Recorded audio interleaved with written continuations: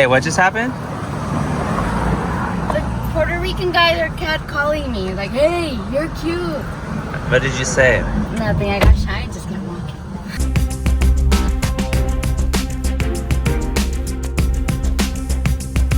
I mean, we've been here less than 24 hours, but culturally, I feel like Puerto Rico is definitely more akin to the other Caribbean islands, not necessarily the United States, even though it is United States territory. But the primary language here is Spanish. Everybody loves the salsa dance and very, very hospitable culture. Gotti, look, another abandoned building. Yeah, and this is like right in the center. Right here in the main square. Right here in the main square. You would think that it's like top business, right? Like you could make something out of it, but... Abandoned building, right? Yeah, so many abandoned buildings. We're driving through the streets of Ponce and as well as San Juan. We're noticing a lot of abandoned buildings, abandoned homes. Puppies. Lots of them, which makes me really sad. And I think it connects to the status of Puerto Rico as a colony of the U.S., where it's been unsustainable for some people in terms of like economically, the foreclosures, hurricanes that have devastated the island, a lot of people moving to the mainland. Actually, there's a lot more Puerto Ricans in the U.S. mainland than in Puerto Rico. So it's an interesting situation, sad situation. The reason for so many abandoned homes in Puerto Rico is quite fascinating. First, hurricanes hit the island about 4 times per year. Massive Category 3 or higher hurricanes hit the island about every 15 to 20 years. For example, Hurricane Maria hit in September 2017, claiming as many lives as the September 11th attacks. These hurricanes create uncertainty and damage homes, leaving them uninhabitable. And uninhabitable homes can create numerous health risks. The government issues citations, but residents who can't afford repairs or to rebuild the homes simply abandon them. And home insurance is not easy in Puerto Rico. To be properly insured, Puerto Ricans need to get additional coverage such as hurricane, wind, and flood, making annual insurance costs higher than the USA mainland. After Hurricane Maria hit in 2017, some insurance companies filed for bankruptcy.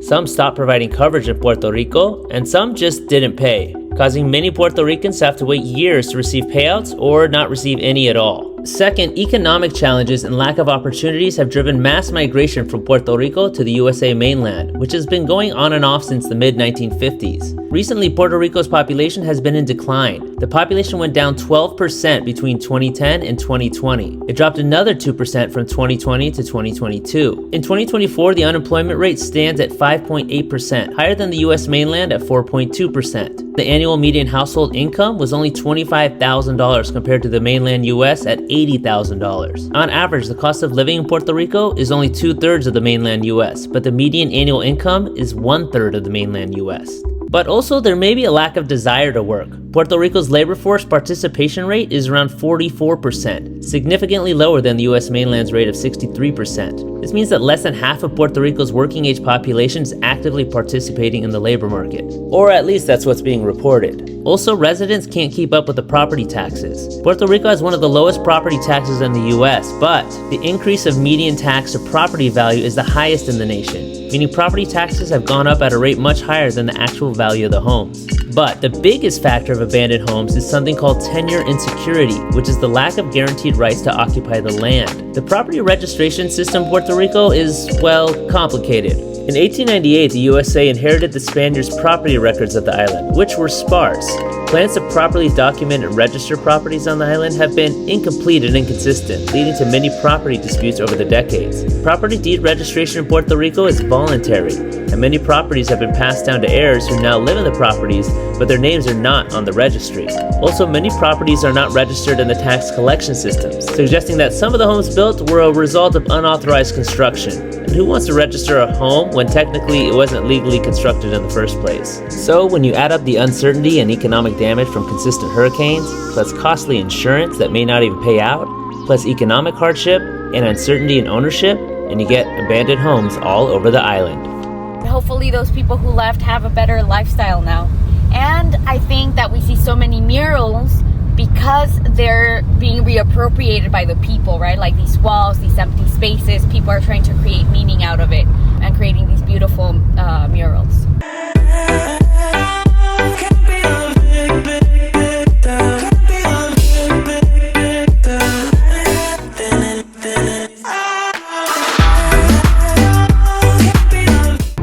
little weird because as we're driving, we see these, you know, the mile markers along the freeway, but it's kilometer markers. But at the same time, they use miles per hour here. So it's a very interesting dichotomy. Speed limit says miles per hour. The car shows miles per hour.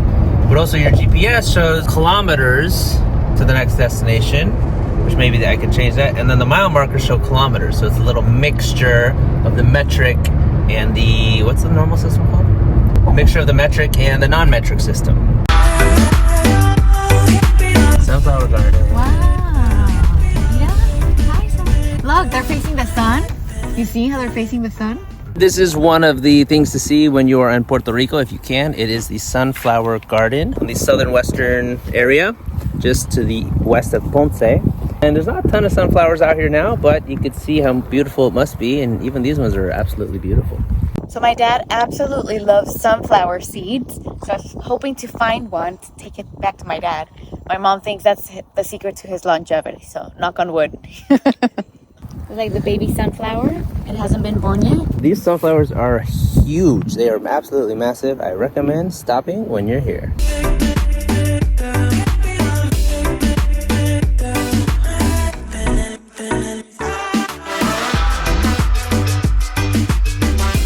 As a licensed work comp attorney, I do not approve of that.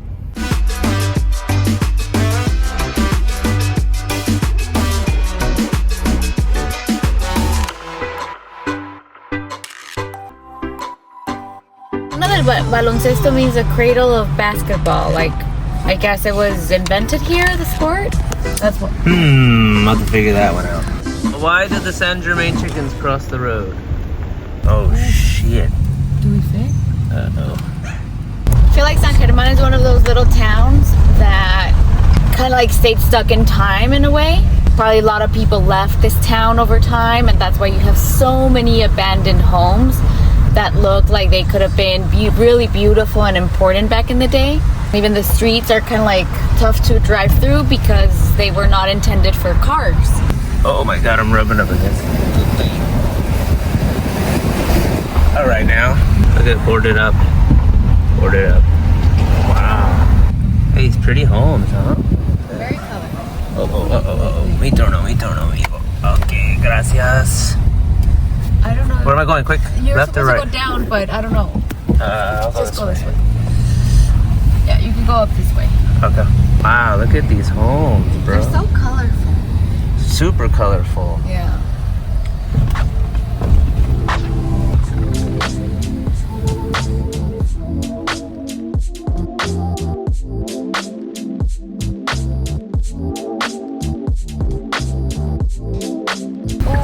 No, I don't think you can. Yeah, I'm going. Oh my god, Justin.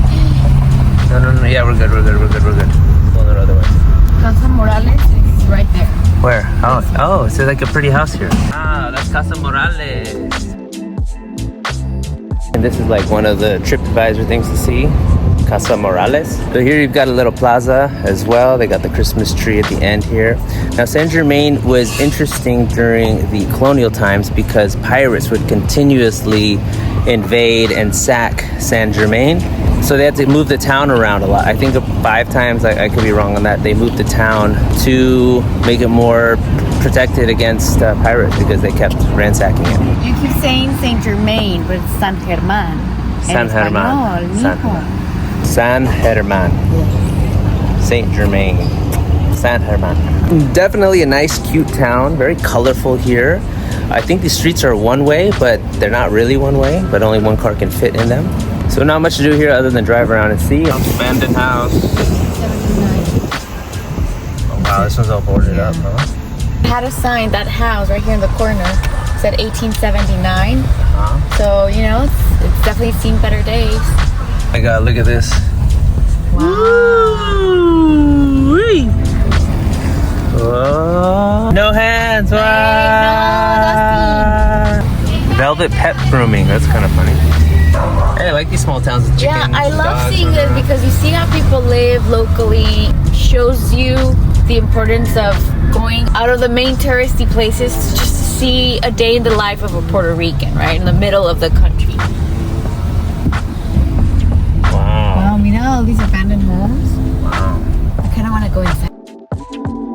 That is a cool rendition of the Puerto Rican flag right there. Okay, pay attention. Shh.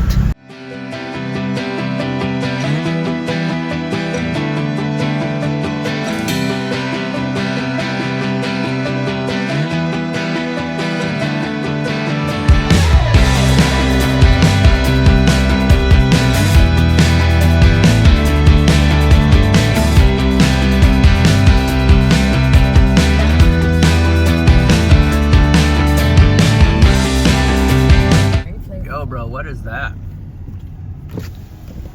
What is that over there? All right, we're trying to find the sea salt flats. Apparently there's a visitor center here, but when I put the address into the GPS, this is what it tells me. Turn right where?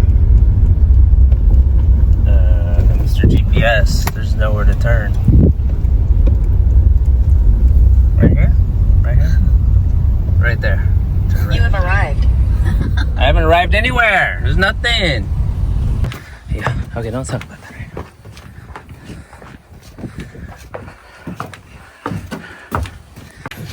Sometimes the tower's locked, but you can just kind of go. Oh, beautiful.